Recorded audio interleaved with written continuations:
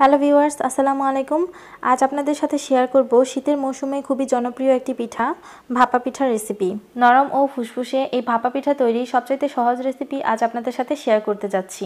আশা করি আমার আজকের এই রেসিপি আপনাদের অনেক উপকারে আসবে। তো চলুন দেখে নেই এখন কি কি লাগবে। এখানে সিদ্ধ চালের গুঁড়া নিয়ে নিয়েছি আমি 1 বাটি পরিমাণ।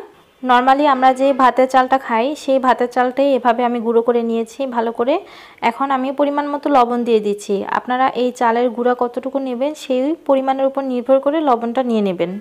এখন চালের গুঁড়ার সাথে লবণটা ভালো করে মেশানো হয়ে গেলে এখানে নর্মাল টেম্পারেচারে থাকা পানি দিয়ে চালের গুঁড়াটাকে বেশ ভালোভাবে মাখিয়ে নিতে হবে, যাতে সম্পূর্ণ চালের গুঁড়া বেশ ভালোভাবে ভিজে যায়। আর এই চালের গুঁড়াটা যদি শুকনো চালের গুঁড়া হয় তাহলে কিন্তু পানি বেশি লাগবে, তাই আমি এখানে পানির মাপটা বলে দিচ্ছি না। প্রয়োজন অনুযায়ী পানি আপনারা নিয়ে নেবেন যতটুকু আপনাদের দরকার হয়। তো এটা আপনাদেরকে কিন্তু হাতের আন্দাজে বুঝতে হবে। দেখুন আমার এখানে চালের গুঁড়াগুলো একদম ভিজে গিয়েছে আর হাতে আঠার মতো একটু লেগে লেগে আসছে। আর এই পর্যায়ে বুঝতে হবে যে আর পানি দেওয়ার দরকার নেই। এখন একটি স্ট্রেনার মানে চালনির মধ্যে যে একটা বড় বড় ফাঁকা চালনি থাকে সেই চালনি নিয়ে এখানে ভালো করে চেলে নিতে হবে। তো এখানে আপনারা আরেকটা পদ্ধতি ইউজ করতে পারেন, যে সাদা জালি ব্যাগগুলো থাকে বাজারে ফল কিনতে গেলে পাওয়া যায়, সেই জালি ব্যাগ দিয়েও কিন্তু আপনারা এই গুঁড়িটা চেলে নিতে পারেন। এতে করে অনেক সময় কম লাগবে। আর যদি এরকম স্ট্রেনার নেন তাহলে একটু সময়টা বেশি লাগবে। তো এভাবে কথা বলতে বলতে আমার এখানে সবগুলো গুঁড়ি ভালো করে চালা হয়ে গিয়েছে। আমি আজকে এখানে সিদ্ধ চাল দিয়ে ভাপা পিঠা কীভাবে তৈরি করতে হয় সেটা দেখিয়ে দিচ্ছি। যারা আপনারা আতপ চাল দিয়ে করতে চান তারাও কিন্তু সেম প্রসেসে করতে পারবেন। সেক্ষেত্রে আপনাদের একটু সময়টা বেশি লাগবে, কারণ ভাপা পিঠা আতপ চাল দিয়ে একটু সময় বেশি লাগে, কারণ সেটা সিদ্ধ হতে একটু টাইম নেয়। আর সিদ্ধ চালটা কিন্তু একদম সেদ্ধ করাই, যার জন্য টাইমটা কম নেয়। ভাপা পিঠা বানানোর জন্য এখানে আমি একটি ঢাকনার মতো নিয়ে নিয়েছি। বাজারে অনেক ধরনের ভাপা পিঠা বানানোর এরকম ঢাকনা বা বাটি পাওয়া যায়, আপনারা আপনাদের পছন্দ মতো নিয়ে নেবেন। আর এই ভাপা পিঠার গুঁড়িটা যখন দেবেন তখন কিন্তু চাপ দেওয়া যাবে না। একদম আপনারা দেখতে পেরেছেন যে ভিডিওর মধ্যে আমি খুব হালকা হালকা করে উপর দিয়ে এভাবে ঝুরঝুরে করে ফেলে নিয়েছি। আর অল্প একটা পরত নারকেল দিয়ে আর এখানে সামান্য গুড় দিয়ে দিচ্ছি।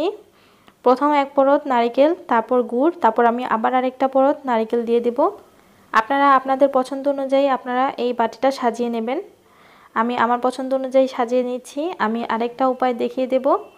তো এভাবে হালকা হালকা করে ঝুরঝুরে করে দিয়ে দিবেন। এটা যদি খুব বেশি চাপ দেন তাহলে কিন্তু ভাপা পিঠার ভেতরটা শক্ত হয়ে যাবে। তো আমি দেখিয়ে দিচ্ছি আপনাদেরকে, জাস্ট উপর থেকে এভাবে করে হালকা করে সমান করে নিতে হবে। আমি কিন্তু কোনো প্রেশার ক্রিয়েট করছি না, জাস্ট উপর থেকে সরিয়ে নিচ্ছি। তো এই পিঠা বানানোর জন্য আমি একটি পাতিলে ঢাকনা নিয়ে আটা দিয়ে আঠা বানিয়ে ঢাকনাটা ভালো করে লাগিয়ে নিয়েছি। আর ঢাকনার যে মাঝের অংশ সেটা খুলে ফেলেছি। তো এই পিঠাটা এভাবে আমি একটি জালি দিয়ে তারপর এভাবে করে দিয়ে দিচ্ছি। আপনারা চাইলে চালনিতে বা ছাঁকনিতে করেও এই পিঠাটা বানাতে পারেন। সেক্ষেত্রে ঢাকনা দেওয়ার পর সাইড দিয়ে ফাঁক দিয়ে বাতাস চলে যায়, ভাপটা চলে যায়, যার জন্য পিঠা হতে একটু সময় নেয়। আর এভাবে পিঠা হতে আপনার 1 মিনিট সময়ও নেয় না। তো এই সময়ের মধ্যে আমি আরেকটা প্রসেসে দেখিয়ে দিচ্ছি। প্রথমে যতটুকু পরিমাণ আমি চালের গুঁড়াটা নিয়ে নেব সেটার মধ্যে একটু নারকেল মিশিয়ে এভাবে করে নিয়ে নিচ্ছি। আপনারা দেখুন, দেখে আপনারা সেম প্রসেসে আপনারা বানাতে পারবেন। একটি পিঠা এভাবে চুলায় দেওয়ার পর আরেকটি পিঠা রেডি করতে করতেই কিন্তু সেই পিঠাটা হয়ে যাবে, কারণ এখানে বাতাস চলে যাওয়ার কোনো চান্স থাকে না, কারণ একদম ঢাকনাটা সম্পূর্ণ পাতিলের সাথে লেগে থাকে, যার জন্য খুব তাড়াতাড়ি পিঠাটা হয়ে যায়। তো আপনারা দেখে নিশ্চয়ই বুঝতে পারছেন যে কোনো ধরনের চাপ দেওয়া ছাড়াই আমি ভালো করে নিয়ে নিয়েছি। তো এখন এখানে আমার এই পিঠাটা হয়ে গিয়েছে, আমি আস্তে আস্তে ধরে তুলে নিচ্ছি। এভাবে করে আপনারা সবগুলো পিঠা বানিয়ে নিতে পারবেন।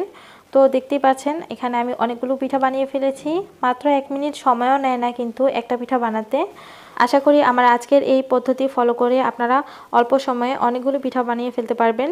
তো একটি পিঠা আমি আপনাদেরকে ভেঙে দেখাচ্ছি আপনাদের বোঝার সুবিধার্থে যে এটা কতটা নরম হয়েছে আর অনেক ফুসফুসে হয়ে থাকে ভিতরের অংশটুকুও। আশা করি আমার আজকের এই রেসিপি ফলো করে আপনারা বাড়িতে বানাবেন এবং বানিয়ে অবশ্যই আমাকে জানাবেন যে আপনাদের কাছেও কেমন লেগেছে। আরও অনেক মজার মজার পিঠার সহজ রেসিপি পেতে আমার চ্যানেলটি সাবস্ক্রাইব করে রাখবেন আর পাশে থাকা বেল আইকনটি প্রেস করে রাখবেন। তো আজকের মতো এখানেই বিদায় নিচ্ছি। সবাই ভালো থাকবেন। আল্লাহ হাফেজ।